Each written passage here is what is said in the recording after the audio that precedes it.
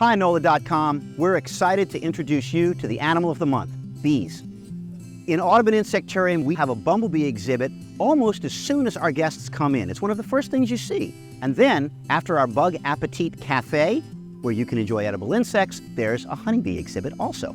The nice thing about bumblebees and honeybees is that even though there are lots of them in one place and they have the ability to sting, their temperament is very docile. As a general rule, the bumblebees we see here in the New Orleans area are quite a lot larger than our honeybees, and they're also notably fuzzier. There are a lot of types of bumblebees in the United States, but most of them have only 2, 3, or maybe 400 animals in their colony, which is usually underground.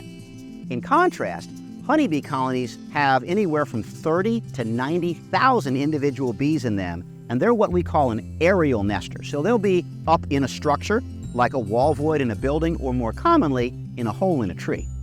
Bees have a metamorphosis, a change in shape that's just like a caterpillar that turns into a butterfly or a moth. And in this case, the larva is virtually helpless. For the most part, bees feed their larvae pollen.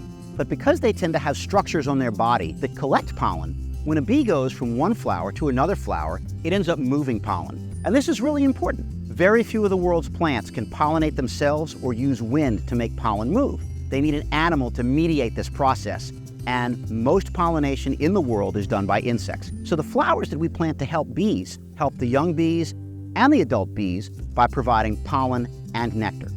Now that you know more about bees, come and see them at Audubon Insectarium.